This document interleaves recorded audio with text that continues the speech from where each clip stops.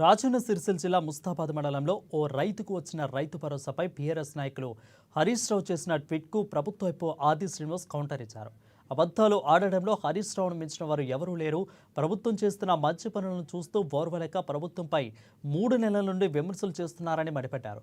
బామర్దులు ఒకరిపై మరొకరు చేయి సాధించడానికి లేనిపోని ఆరోపణలు చేస్తూ ప్రజలకు కల్లిపొల్లి కబుర్లు చేస్తున్నారని ఎద్దేవా చేశారు. ప్రభుత్వంపై మసిపూసి మామిడికాయ చేసినట్టుగా బట్ట కాల్చి ప్రభుత్వంపై వేసే విధంగా హరీష్ రావు, కేటీఆర్, ఈ మధ్య కవిత కూడా వీళ్లకు తోడైంది. గత 10 సంవత్సరాలు మీ పరిపాలన రాష్ట్రాన్ని విధ్వంసం చేసి అప్పులు కుప్పగా మార్చారని ధ్వజమెత్తారు.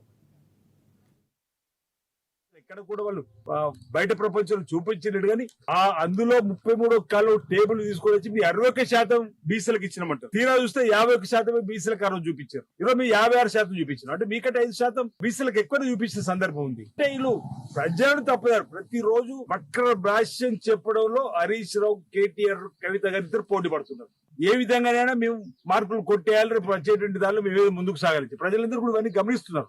ఈరోజు ఈ ఓర్వలేక రేవంత్ రెడ్డి గారు, గౌరవ ముఖ్యమంత్రి, కష్టపడుతూ ప్రతిరోజు 18 గంటలు గాడిని పెడుతున్నటువంటి పరిస్థితుల్లో ప్రభుత్వం పనితీరును ఈరోజు హైదరాబాద్ సంబంధించి కానీ ఇతరత్ర కాలం చేస్తే ఈ విధంగా ప్రతి నిత్యం దుష్ప్రచారం చేయడంలో ముందుకు రావడం అనేది కరెక్ట్ కాదు. ఈ సకీర్తి కనకకు సంబంధించి ఉన్నది కేవలం 11 గుంట్లే. ఇంతకుముందు నేను చెప్పినట్టుగా ఆమె 11 గుంట్ల కానీ 1050 రూపాయలు వచ్చింది.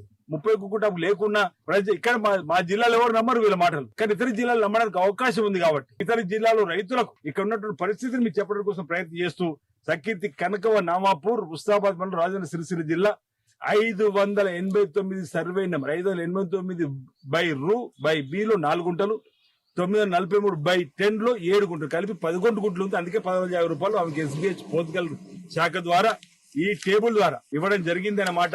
రాష్ట్రంలో ఉన్న ప్రజలకు, రైతాంగానికి ఈ అబద్ధాలు హరీష్ రావు గారు